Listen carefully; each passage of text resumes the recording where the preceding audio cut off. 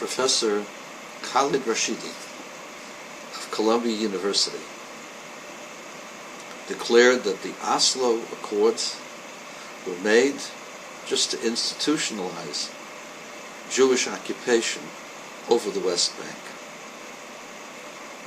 When he talks about occupation, I wish to make a note. It's true that there's an occupation in the West Bank, but the occupation in the West Bank are from those who originated in Tunisia, Egypt, Iraq, Iran, Saudi Arabia, Syria. There are 15 or 20 countries from where the so-called Palestinians originate. The West Bank includes cities called Nablus. Nablus, originally its name was Shechem. It also has an area which is called Shiloh, upon which the first Jewish temple stood before the temple in Jerusalem. Those areas are historically, biblically Jewish. They have nothing to do with the Arabs. In fact, Jerusalem has got nothing to do with the Arabs except, supposedly, according to some tradition, when Muhammad left the world, when he died, in other words, he left by means of a horse called Burak, and he had Burak hooked up to the Western Wall. That's the reason why the area of the Temple Mount is holy, because Muhammad's horse was hooked up there a short while before he passed on. All of this is a fabrication and silly. Jewish people have for the last 2,000 years, since 68 or 69 of the Common Era, been praying for the return to Jerusalem. 1967, after almost 1900 years absence, the Jewish people got their Temple Mount back. And ever since then, it's been the focal point of Jewish return. The reason why so many Jews have come back to Israel has got nothing to do with Tel Aviv and its nightclubs. There are nicer nightclubs in Las Vegas, I guarantee you. The reason why so many Jews have come back to Israel is because we have the Kotel Maravi, the Western Wall. And we did for a while exercise control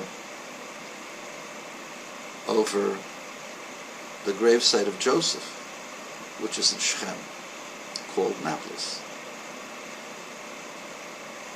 And these are the reasons why Jews came back. They came back because of the return of Jewish lands to Jews.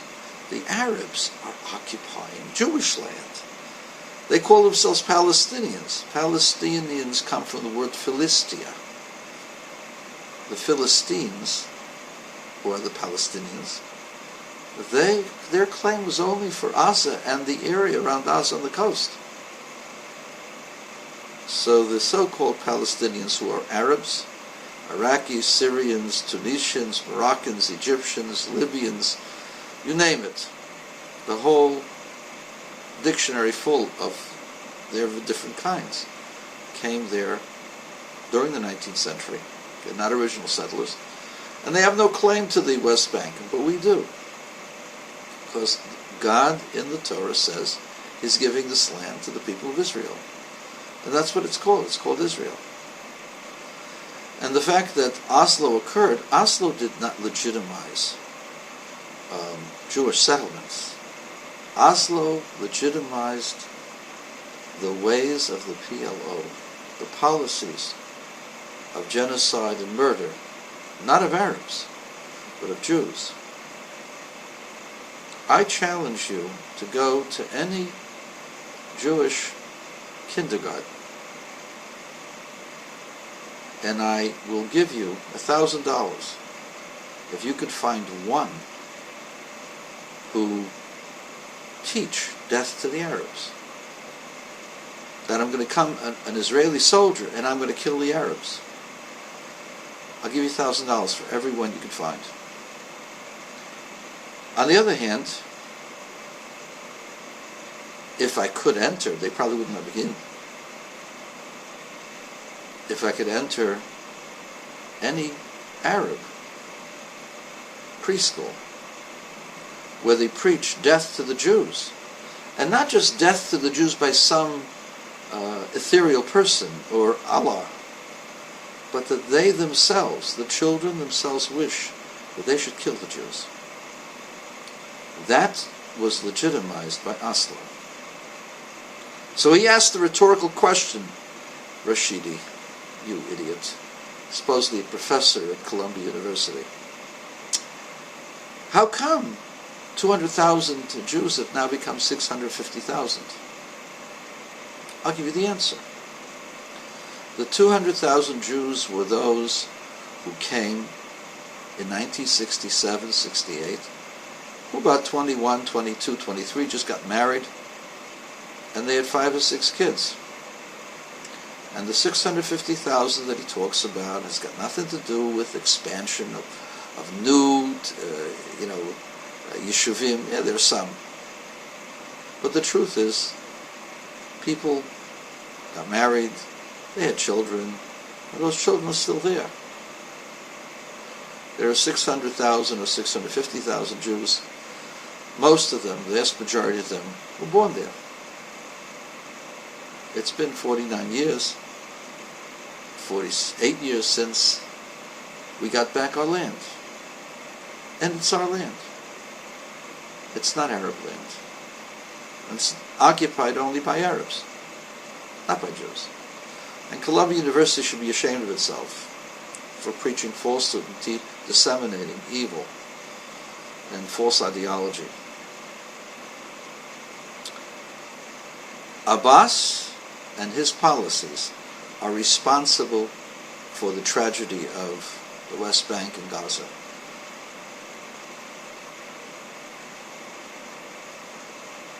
The Israeli prime ministers have given the Arabs almost all that they wanted, but they weren't interested in that. They were interested in the destruction of Israel. They're not interested in requiring their own state. Of course, if you give them a state without any strings attached, to let them take an army and let them go ahead and attack Jews just like they're doing now, yeah, they'll take that. But we're not interested in giving them that. We're not interested in giving them a knife to cut our throats, or guns to cut our throats, or missiles to cut our throats. We're not interested in that. So of course, if they were serious about a state, instead of serious about trying to kill Jews, they already would be, unfortunately, they would, against my better judgment, they would have been a state called Palestine. They're not interested in the Palestinian state. They're interested in destroying all the Jews from the river to the sea. Palestine will be free from the river to the sea. That means that they're going to expel and kill and rape and destroy and plunder all the Jews and the Jewish wealth. That's all it is. So much for the learned Rashid Khalidi, the professor of Columbia University. I just want to add one thing about what Ben Carson said regarding the Holocaust. One of the things that Democrats and liberals want is to prohibit guns. Prohibition of guns is the most silly, insane thing you can do. Guns are available for criminals. In fact, when Britain and Australia confiscated the guns, there was a rise, a tremendous rise, in murders. The reason why people pick out gun-free areas to shoot up people is because they know there's no guns going to be there. If there would have been one person in that college that had a gun, there would have been many less victims. The truth is that guns given to honest citizens is a preventative against death, not the cause of death. Yeah, occasionally you can have some crazy thing, but most of the time, guns are useful. In fact, in those states where people have the easiest access to guns, like Montana, there are very few murders per capita. The reason is because they know if they come with you with a gun, you've got a gun too. The bad guys don't like to do that. They don't like to go to a place where they might get themselves killed. So they'll go to places where it's a gun-free zone. So the bad guys have a way of getting guns. Trust me, the guys in Mexico have a way to get guns. The Bloods and the Crips got a way to get guns. Mafia's got a way to get guns. The only people who only have a way to get guns are honest citizens trying to protect themselves. Well, let's go to what Ben Garson said. Had there been guns available for the Jews during the Holocaust, a lot less people would have died. It's true. The Jews who ran away to the forests in Poland and those areas grouped with the partisans. Either they were Jewish partisans or they connected with the regular partisans. About 50% of those who ran away to the forest survived. But 99% of the people who were in the cities died. Less than 1% survived among them. But 50% of those who ran to the forest, what did they do in the forest? They had guns. They shot at Germans. And 50% of them survived.